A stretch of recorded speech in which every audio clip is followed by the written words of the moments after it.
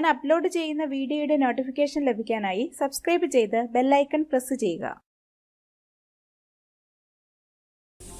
Potato smiley തയ്യാറാക്കുന്നതിനായിട്ട് ഞാനിവിടെ 4 ഉരുളക്കിഴങ്ങാണ് എടുത്തിട്ടുള്ളത്. ഇതിനെ നല്ലപോലെ ഒന്ന് വേവിച്ചെടുക്കണം. അതിനായിട്ട് ഞാനൊരു കുക്കർ എടുത്തിട്ടുണ്ട്. കുക്കറിലേക്ക് ഈ ഉരുളക്കിഴങ്ങിനെ ഇട്ട് നല്ലപോലെ ഒന്ന് വേവിച്ചെടുക്കാം. ആവശ്യത്തിന് വെള്ളം ഒഴിച്ച് വേവിച്ചെടുക്കാം. ഉരുളക്കിഴങ്ങ് വേവിക്കുമ്പോൾ 1 ടീസ്പൂൺ ഉപ്പും കൂടി ചേർത്ത് കൊടുത്താൽ ആ ഉരുളക്കിഴങ്ങിന്റെ അകത്ത് ഉപ്പൊക്കെ ഒന്ന് പിടിച്ചിരിക്കും. ഇനി ഇതൊന്ന് വേവിച്ചെടുക്കാം.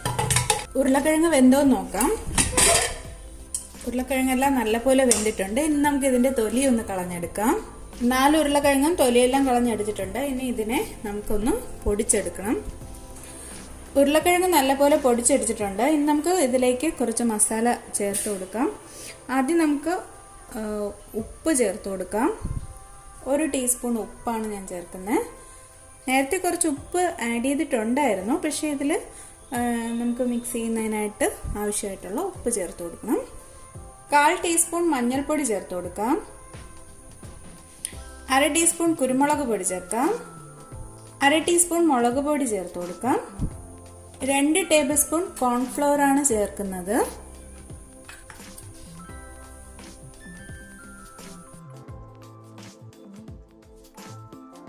1/2 കപ്പ് ബ്രെഡ് പൊടിയും കൂടെ ചേർത്ത് കൊടുക്കാം. ഇപ്പൊ ബ്രെഡ് പൊടി ഇല്ലെങ്കിൽ റവ ആയാലും മതി. ഞാനിവിടെ ബ്രെഡ് പൊടി യൂസ് ചെയ്തേ ഉള്ളൂ. ഇനി ഇതെല്ലാം കൂടി നമുക്കൊന്ന് നല്ലപോലെ മിക്സ് ചെയ്തെടുക്കാം.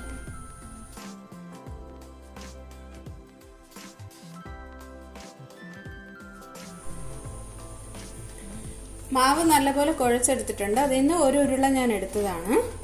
ഇത് ഞാൻ ഒരു പ്ലാസ്റ്റിക് ഷീറ്റാണ് എടുത്തിട്ടുള്ളത്. ഇപ്പോൾ ഇതിന്റെ മേളിൽ വെച്ച് വേണമെങ്കിൽ നമുക്ക് പരത്തിയെടുക്കാം. ഞാനൊരു പ്ലാസ്റ്റിക് ഷീറ്റ് വെച്ചെന്നേ ഉള്ളൂ. ഇനി ഇത് കൈകൊണ്ട് തന്നെ നമുക്കൊന്ന് പ്രസ് ചെയ്ത് കൊടുക്കാം.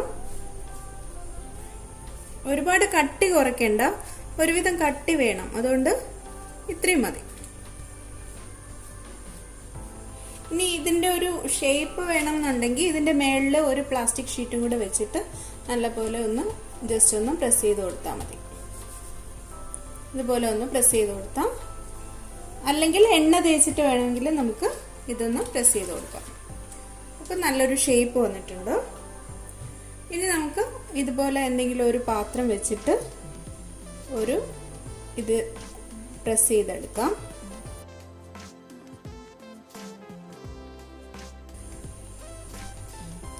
വേണ്ട, ഈ ഒരു സൈസിൽ നമുക്ക് കിട്ടും. ഇതിന് കുറച്ചുകൂടി ചെറുത് വേണമെങ്കിൽ അതിന്റെ അളവ് നമുക്ക് ചെറുതാക്കിയാൽ മതി. ഇപ്പോൾ ഇത് ഈ ഒരു ഷേപ്പിൽ ഇത്രയും വലുപ്പത്തിലാണ് ഞാൻ എടുത്തത്. ഇതിന്റെ കുറച്ച് വലുപ്പമാണെങ്കിൽ അങ്ങനെ എടുക്കാം.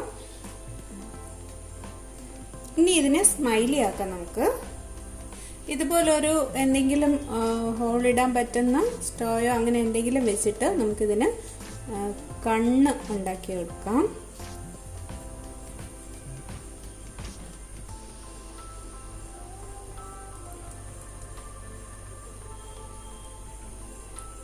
കണ്ണായിട്ടുണ്ട്. ഇനി നമുക്ക് വാ വരയ്ക്കണം. അതിനായിട്ട് ഇതുപോലൊരു തവിയാണ് ഞാൻ എടുത്തിട്ടുള്ളത്. ഇത് വെച്ചിട്ട് ജസ്റ്റ് ഒന്ന് പ്രസ് ചെയ്ത് കൊടുത്താൽ മതി. ഇത്രയും മതി. അപ്പോൾ നമ്മുടെ സ്മൈലി റെഡി ആയിട്ടുണ്ട്.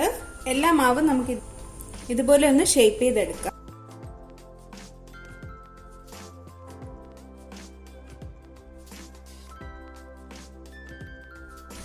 കുറച്ച് സ്മൈലികളെല്ലാം ഞാൻ തയ്യാറാക്കി വെച്ചിട്ടുണ്ട്.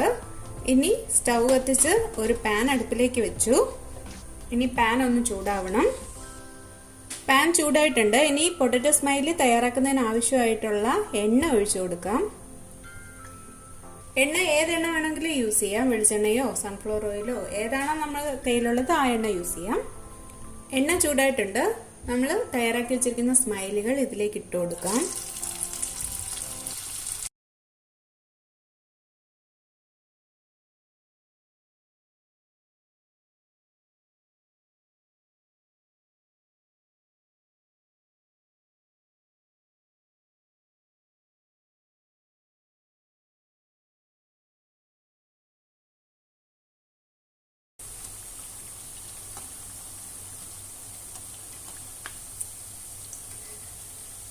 നമ്മുടെ സ്മൈലികളെല്ലാം പാകമായിട്ടുണ്ട്.